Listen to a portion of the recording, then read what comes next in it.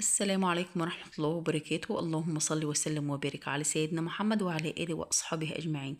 ازيكم يا حبايبي؟ عاملين ايه؟ يا رب تكونوا بخير وبألف صحة وأحسن حال. لو أول مرة بتشوفي قناتي يا ريت تدوسي على اللايك وتدوسي على كلمة اشتراك اللي باللون الأحمر وتفعلي الجرس وتدوسي على كلمة الكل عشان يوصلك كل فيديو جديد بنزله. ويلا بينا نبدأ الفيديو بتاعنا النهاردة. وزي ما شفتوا كده يا حبايبي دخلت الصالة وكلها كراكيب طبعا وكلها ورق وحاجات من ديت ونشارة. النشارة اللي هي الحاجات اللي بتطلع من الأخشاب.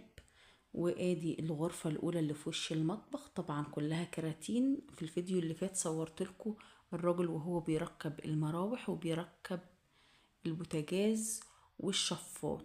جيت هنا بقى تاني يوم لقيت بقى الكراكيب والحاجات ديت والكراتين. طبعا كنا مشينا وسيبنا كراتين المراوح والحاجات اللي ملهاش لازمة.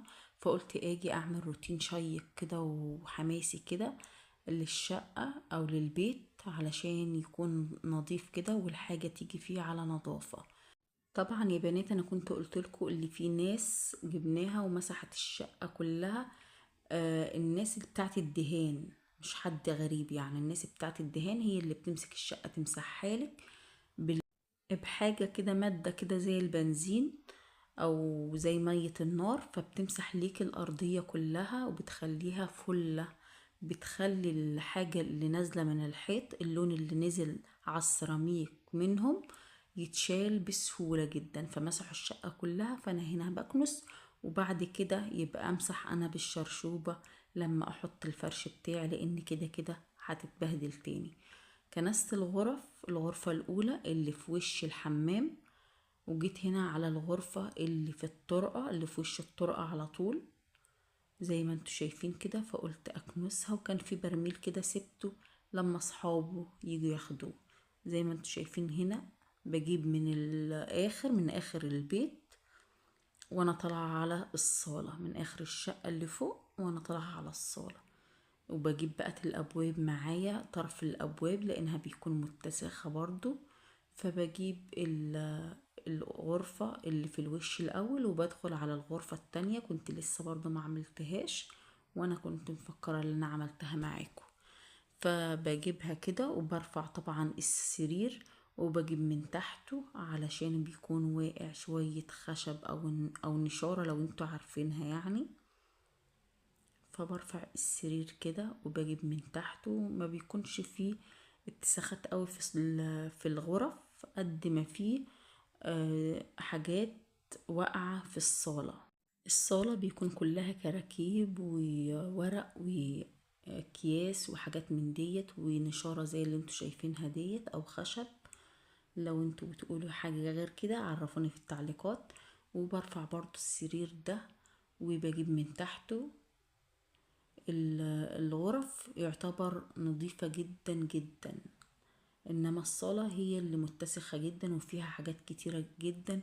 والركنة اتبهدلت برضو لانهم كان في شبابيك كده عايزة تتظبط، فكان بيعملوها كده، بيسنفروها كده بحاجة زي المنشار، فبيقع من الشبابيك حاجات زي الأخشاب الصغيرة دي.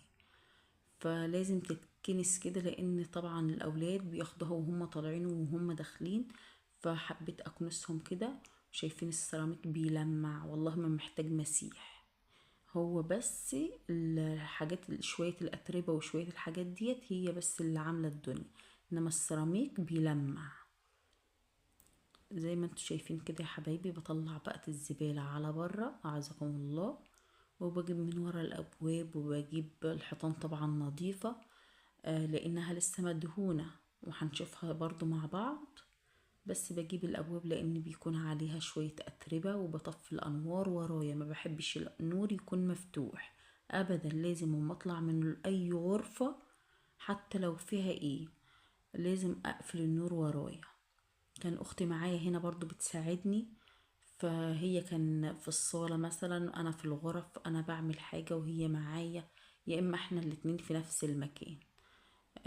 كنست هنا بقى الطرقة ولميت الزبالة على ناحية وبدخل في الغرفة اللي في وش المطبخ.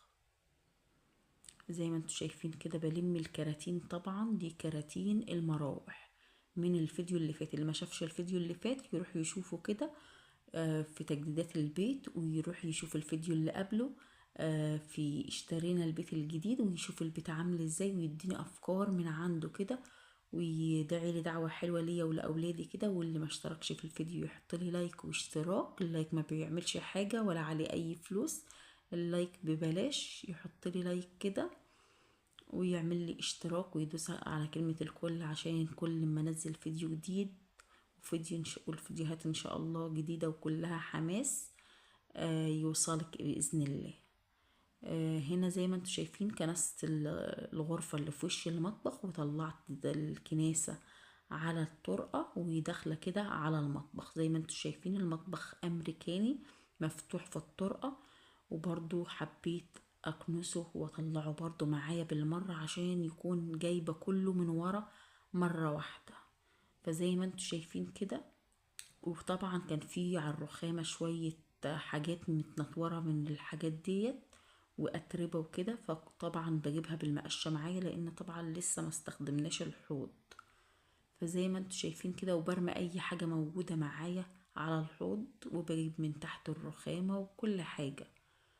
هنا ديت كفة مقشة سبتها برضو، هجيب لها عصاية مقشة وهحطها في الحمام، انضف بها السجاد، انضف بها الحمام. ليها كذا استخدام يعني، وهتنفعني باذن الله يعني في اي روتين. هنا طبعا شايفين كمية الزبالة. طبعا برمي حاجات ملهاش اي لازمة، لان طبعا البيت كان فيه ناس تانية.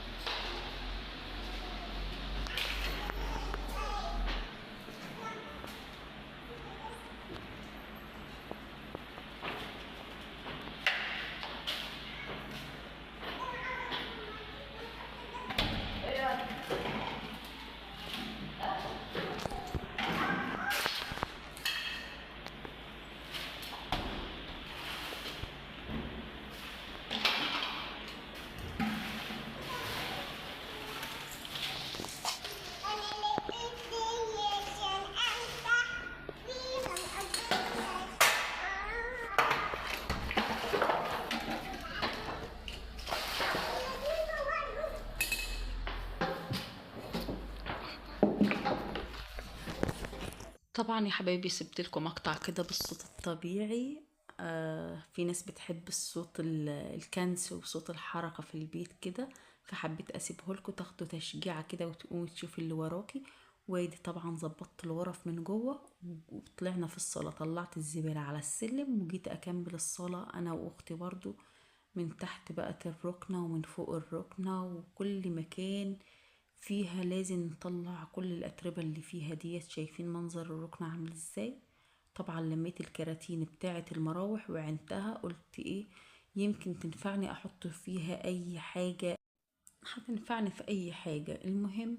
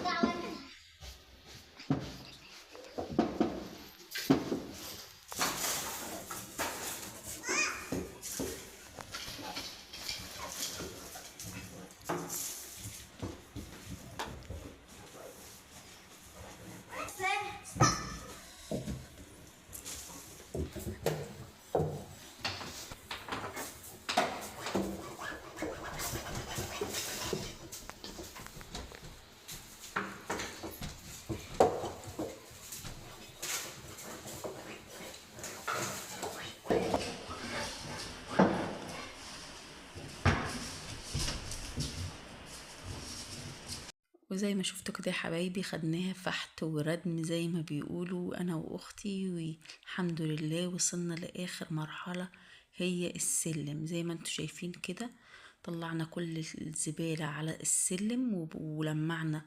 طبعا شايفين هو احنا مش لمعنا، احنا كنسنا بس شايفين السيراميك لمع ازاي، وبقى زي الفل كده، والواحد يقعد عليه ما يقعدش على السجاد.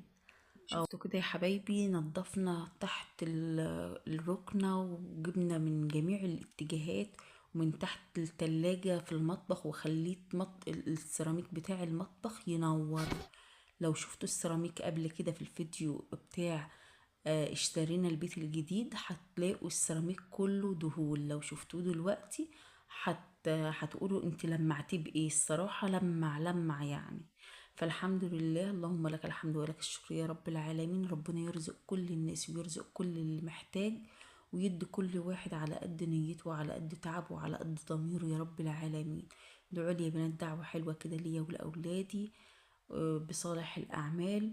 واللي ما اشتركش في القناة يشترك كده وينضم لعيلتي علشان تكبر بيكو. وزي ما انتوا شايفين كده، طلعت الزبالة على السلم ولميتها كده في كيس. وزي ما انتوا شايفين كده، خلينا السلم 100 فل و10. زي ما انتوا شايفين كده، دي الرسمة اللي على درجة السلم، قلت لكم كده في الفيديو اللي فات. وزي ما انتوا شايفين الترابزين بدأ يلمع كده. الترابزين يعني الداير بتاع السلم. زي ما انتوا شايفين كده يا حبايبي، لمعنا كده الدنيا معانا، علشان لو في حاجة ايجت، لو جبت مطبخ او جبت اي حاجة، يكون الدنيا نظيفة معايا، ما يكونش فيه زبالة، ما يكونش فيه اتربة. زي ما انتوا شايفين طبعا اهو يا حبايبي، ده السلم، وديت السلمة اللي طالعة على فوق. لو وصلت معايا لحد هنا من الفيديو، ما تنسنيش في اللايك والشير والاشتراك في القناة وتفعيل زر الجرس الأحمر اللي تحت الفيديو، ودوسي على كلمة الكل عشان يوصل لك مني كل فيديو جديد بنزله. إلى اللقاء في فيديو آخر.